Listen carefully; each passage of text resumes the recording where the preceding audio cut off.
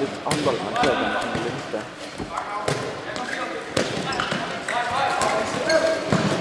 Nu vil jeg se, hvem den er på holdet.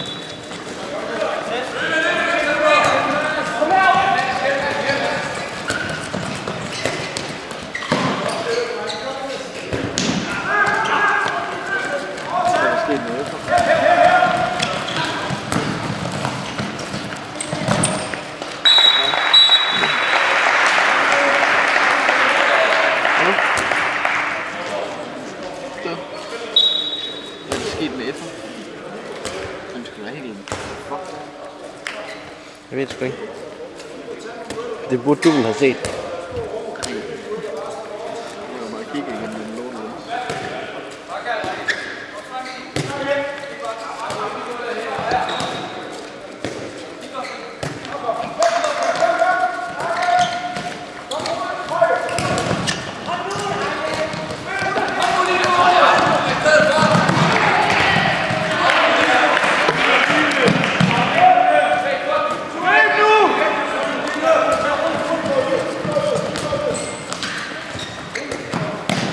De skyder meget hjernedødt udefra.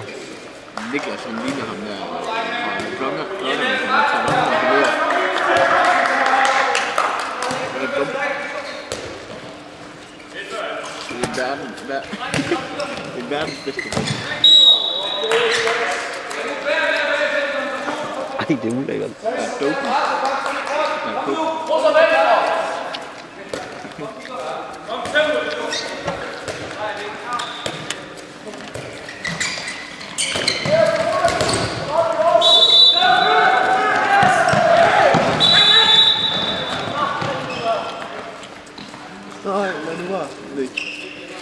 Nej. Så giver han nok en lille en. Er du også på zoom-effekter og sådan lidt sådan? Ja. Jeg havde lige en periode, hvor der var zoom-effekter.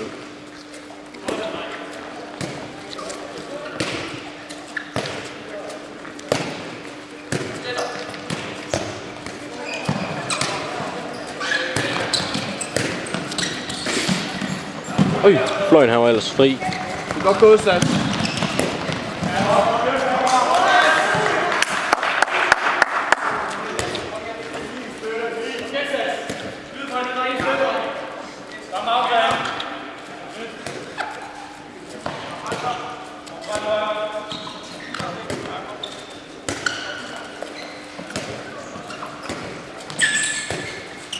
Tid.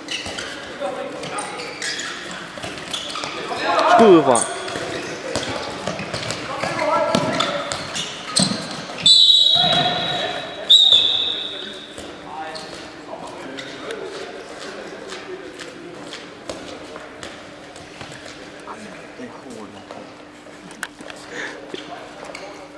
Også fordi han kan være meget hård. Men det der er, det skal der lige op i en hestale. Ja, men fuldstændig.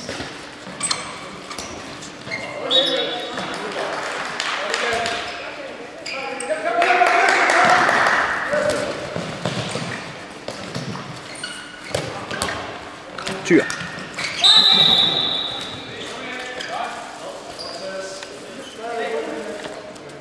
Nu der sker ingenting. Du skulle ikke gjort lige siden de fik bolden.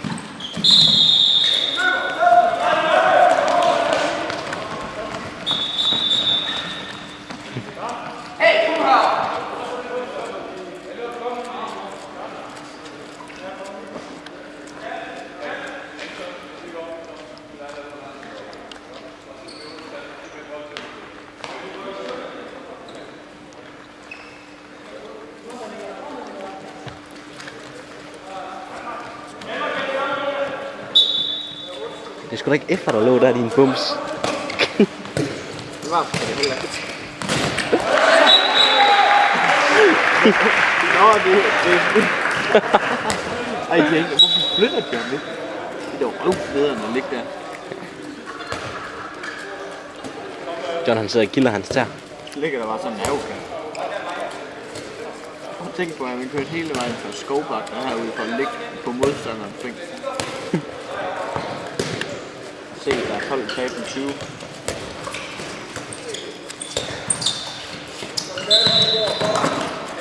De har kun scoret 6 mål på 37 minutter. Ja, det er jo så mindre dårligt.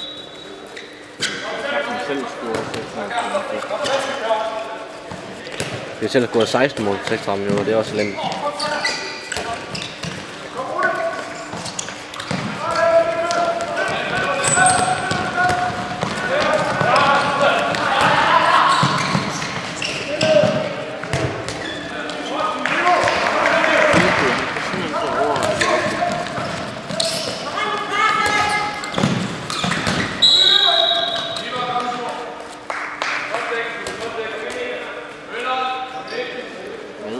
Leonardo.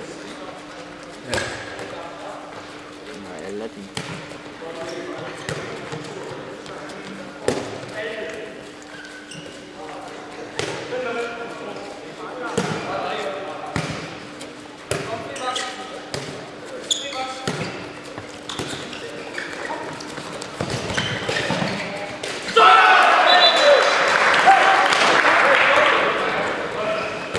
De får ikke mere end 15 mål i den kamp her. Det kunne bare være så fedt, hvis det ikke skulle mere end 10. Det er så fedt at sige, at vi vandt 37. Vi vandt 27 mål. Vi får ikke 43. 8. Jo, det er Skanderborg. Har du hørt det? Skanderborg, de vandt over Tønder. 43-18. Det er sådan en 8 losing.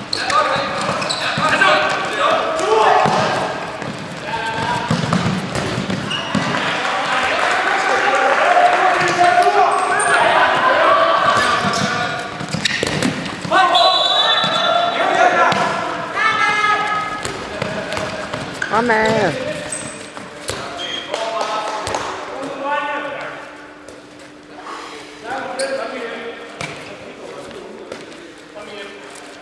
Kæft, jeg er elendig til det her kamera. Jeg er ikke sådan. Nu er helt at svede af det.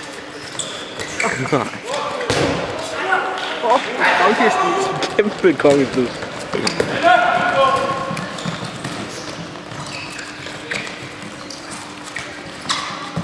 Straffe.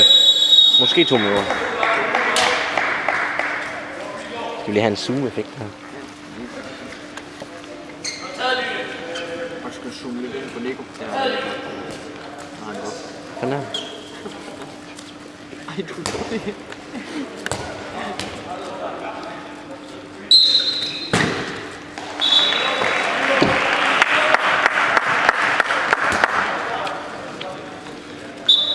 Hvor ser det ud, som om de ikke gider at spille med Skovbakke. Skovbakke. Nu skal du lige sådan noget sidst, så.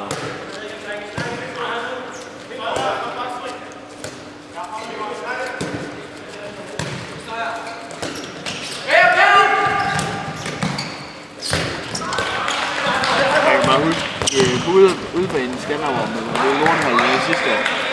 Og vi kun bagud med 1 ved halvleg. Ja. Det var mange voldsomt. De var kraftigt med der idéen til mig. Men nu er der jo 2 halvleje i en. Ja, det er den. Så endte de med en tab med 17. Så må de benytte den. Bang i overgang. Bang, han er i overgang.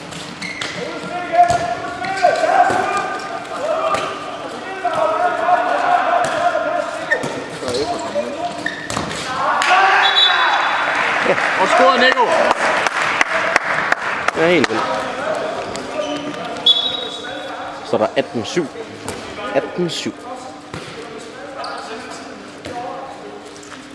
Aggressiv venstre. Nej, 18-7. For en kald aggressiv venstre. Det er da fint.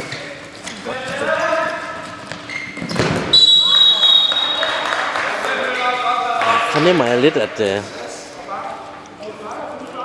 han tager.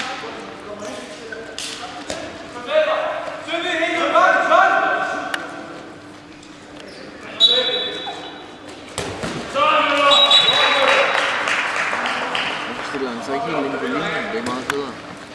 ja.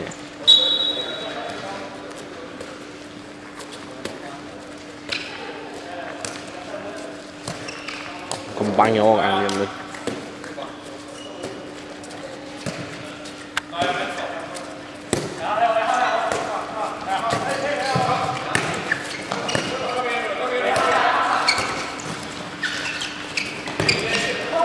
Og scorer Nico!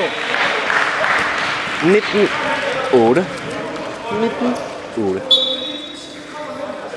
er super lige hurtigt. Du kan sagtens have 7 minutter, der sker ingenting.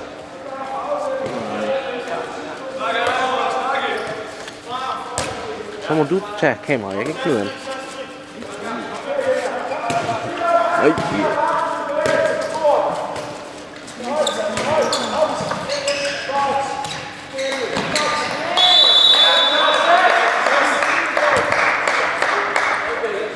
Sejler. Så er det en bedst.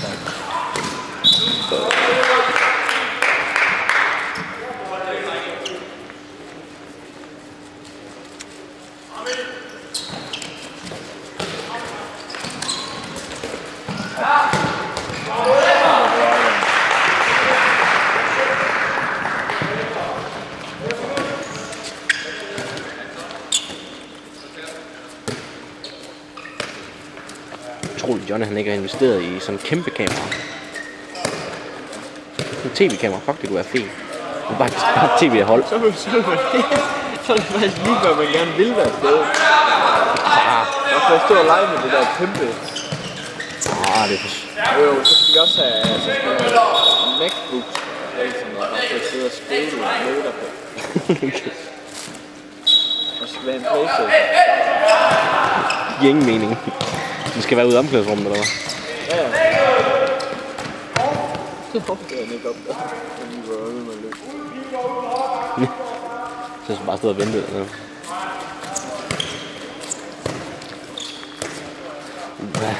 Pitstop. Sport for spillere.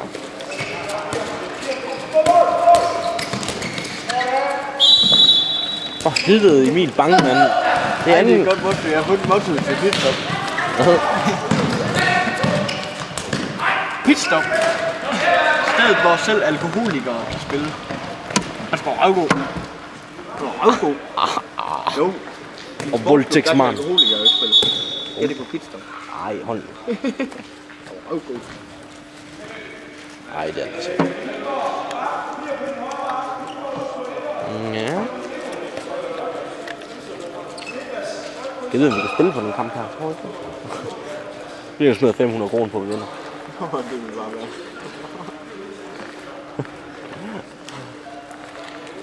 Hvis hele holdet bare smider 500 kroner på kamp. Det må vi ikke. Nej, det er jo totalt ulovligt. Ja.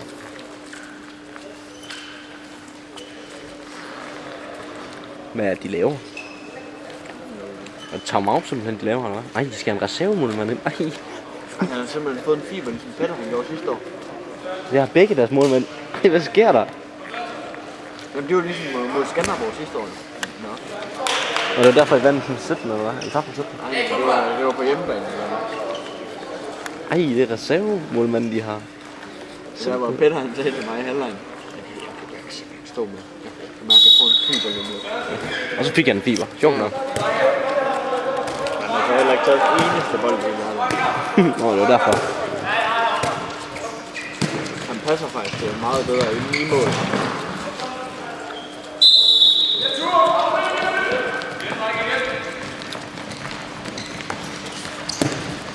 Så har de kun én ponytail tilbage i marken.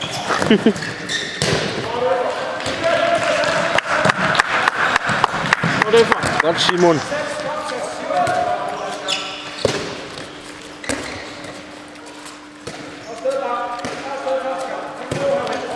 Jeg har lavet mere end 25 mål. Det er faktisk ingen grund til at spille sådan rundt. Det er bare skide ud. Snap ind. Ej, skide det sidste. Ej, det er sådan en bakke. Har du det? Ja, det var helt fuldt godt på. Der er heller ikke smag i det efter så lang tid. Nej, det er sådan hurtigt. Den er bare skide lige meget. Jeg skal nok gå ind.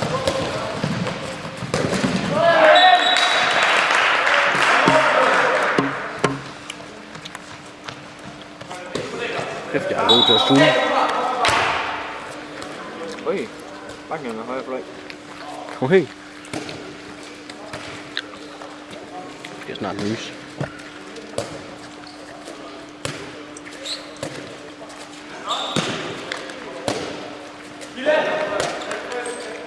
Det er snart november. Ja, fuck du får bare fuldskab det der. Nej, det. Skal du ikke have det? Nej, det skal jeg sgu ikke. Jo.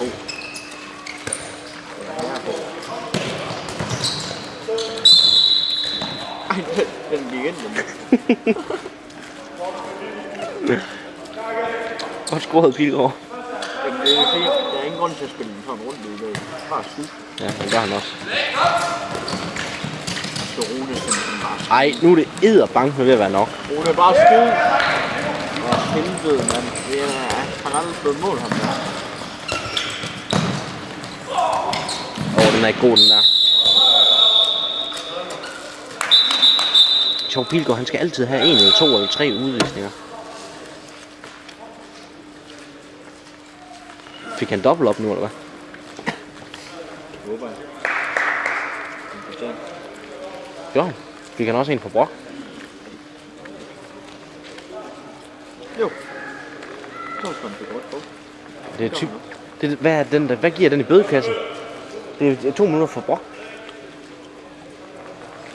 Så var jeg lige 400 kroner i bød. Nej, men er det ikke 100 kroner for Brock? Eller er det 200 for Brock? Very nice. Så er det lige pludselig ikke så langt igen til en striber. Det er jo røvgodt.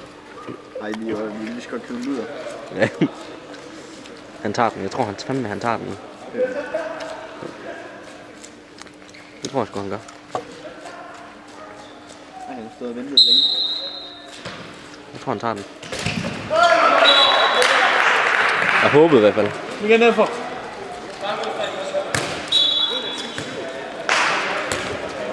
Han fik jo 2 minutter for Brock der. Først 2 minutter for det der 2 hænder i ryggen, det er fint nok. 2 minutter for Brock, den er altså ikke acceptabel. Det er jo fuldstændig nyttesløst. Men igen, det er jo det, altså jeg stemmer heller ikke for, at vi skal have bødekassen. Og jeg synes altså, det er også fint nok, det er også træls, hvis man skal hos op med 400 kroner. Nej, det er ikke 400 kroner, det er bare 200 kroner. 200, men det skal. Ja, men altså...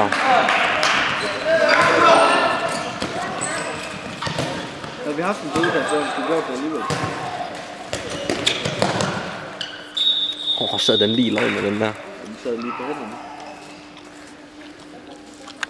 Det ser ud som om han tager sig til løgne. Det er også en meget sjov måde, det er godt på. Han også. Og vi kan lige tage. Der ligger der en. Satans. Jeg bliver aldrig filmet, mand. Så fik Rune sgu da også lidt på den dumme. Hvorfor det? Vi lige lov til at røre på den. Så har han jo ikke fået noget for helvede.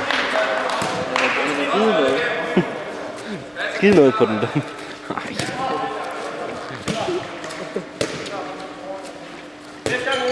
Køft, jeg har det varmt. Er du græker? Hvad? Er du græker? Det er lækkert. Med klippes på fredag. De har ikke haft det eneste skud på målet nu, har de? Men de har haft 1 siden, så de kom ind. Hvor er det der? Hold kæft, der er mange tekniske fejl. Det er helt åndssvagt.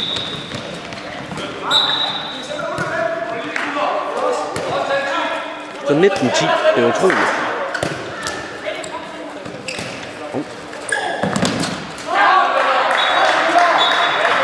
Hold kæft.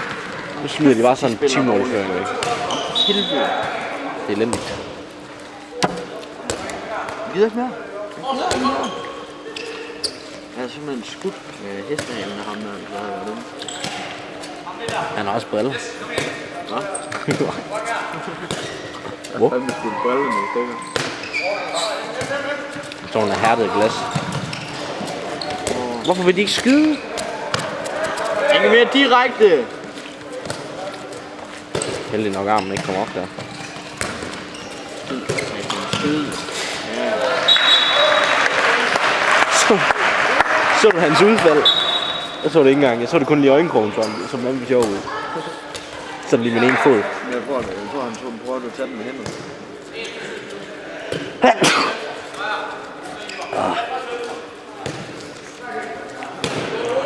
Nå.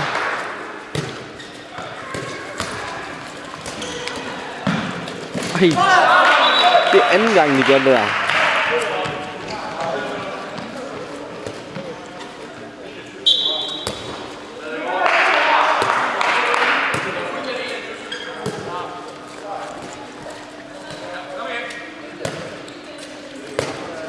Men også for åndssvagt pil, hvor han tager det.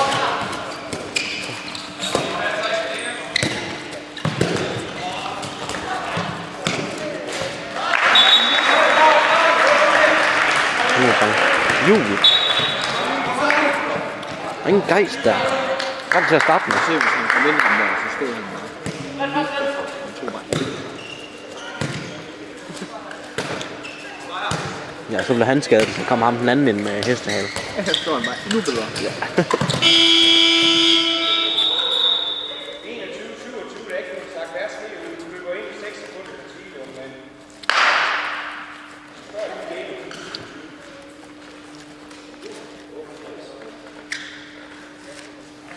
Helvede, den skulle næsten også give en bøde.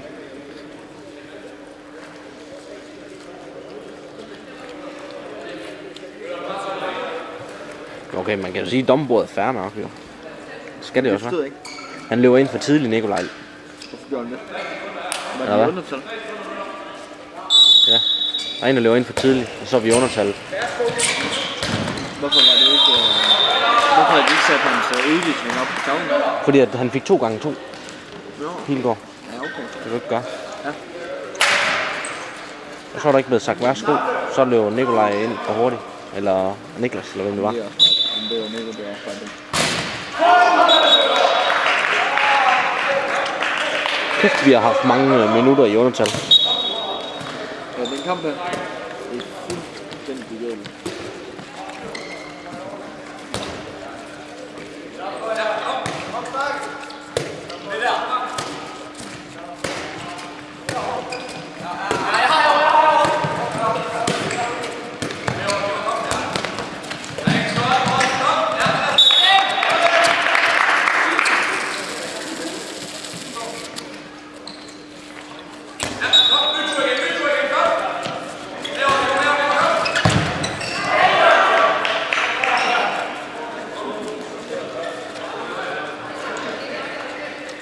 Det kommer til at gå ondt i morgen, det der. Nå. Det lå jeg slet ikke mærke til. Skal vi...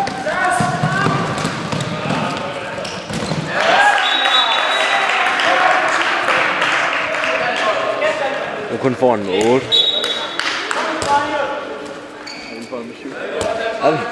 Nå. Nå. Nå.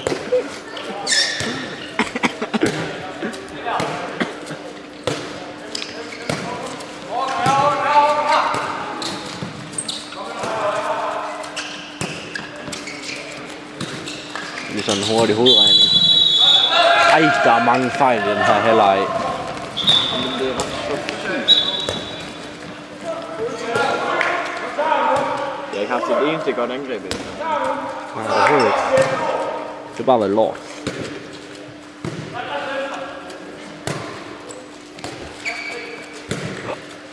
Det er alle sammen godt, det er, vi er igennem. Hvem?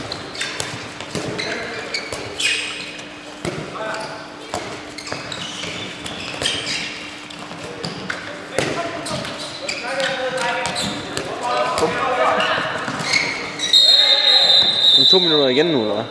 Ja, ja.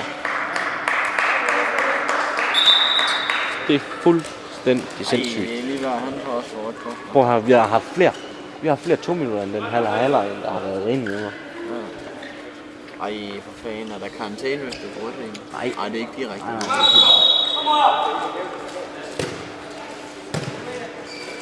Der er mange 2 minutter.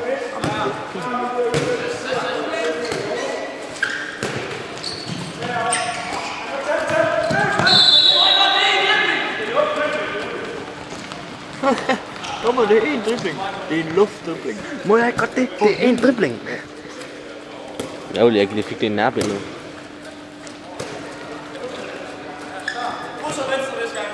Nej, han sagde. Det er en dribling. Det er en luftdribling. Ja, det sagde dommeren. Men spilleren han sagde, må jeg godt det? Det er en dribling. Jamen, det er en klasse kommentar. Citatindeksen. Luftdribling.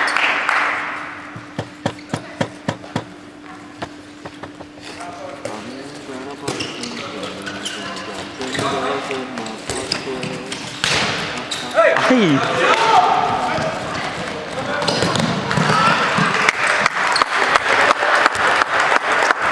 Det går det lag i stedet for. Men der er altså også giftet mig. Hvis det havde været Mark Målmann, så har han sagt det. Det er lige lignende næsten rødt kort. Ja, det er direkte rød.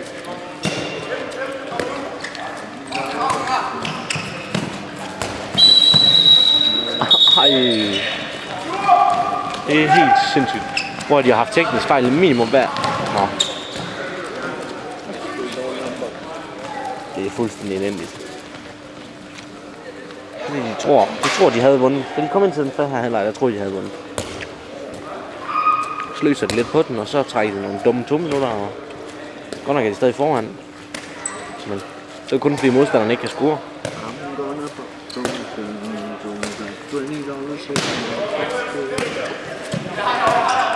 Jeg tror, vi lyder kloge på den film her. Ej, det var endnu bedre den der gang, vi var ude at filme en pokalfinal, eller en pokalfinal. Men Henrik, eller hvad?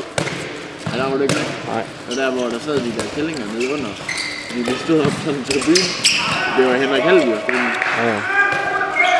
Og så vi han begyndte at passe papirerne på sig. hvor de så blev så sure til sidst, at de gik op til os og gav os en sviner, men de står og filmer, og det er bare på bold, og det er så griner.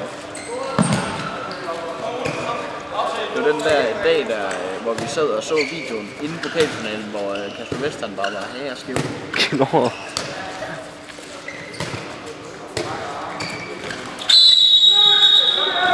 Kæft, den er bare spækket med.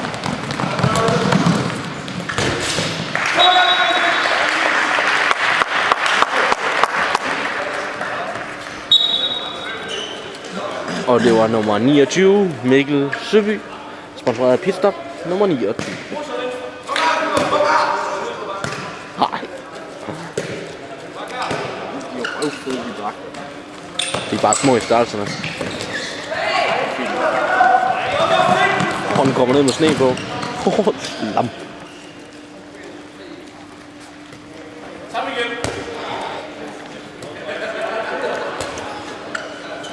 Det ville være sjovt, hvis man skulle odds på den her kamp.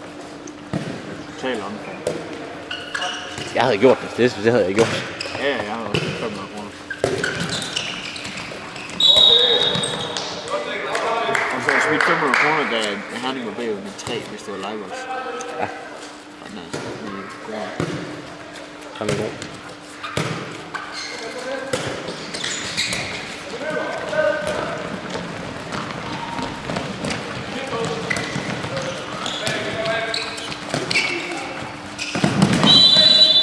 Nå, der er ikke 2 minutter der. Jeg tror faktisk, de når at score 15 mål igen. Jeg sagde 14. Så har de scoret 15 mål i alle deres kampe. Jeg sagde 14. Ja. Så afhængigt af, at de laver en gasser på det sidste. Det er træls, at du kunne lave mere end 15. Du må trælle så ikke at være mere end 15 år. Det kan man jo holde til. De damer, du får nedlagt. Men de er sgu da over 15. Trækker de en dum udvisning nu, eller hvad? Så laver de også kun 14 mål. Tror du det? Det kan godt være. Der er kun 15 minutters optagelse tilbage. Slet sådan noget der. Heldig, der kun er 1 minut tilbage. Kommer hånden snart op. Lyskryds.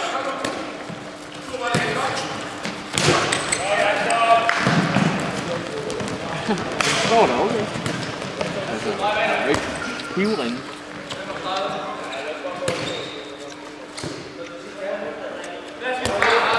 Altså, hvem scorer det sidste mål? Giver 3 gange igen, hvis det er Herning.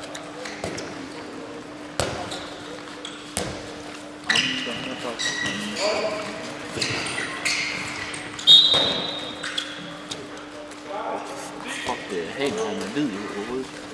Hvor er han? Så lidt til venstre over. Ja.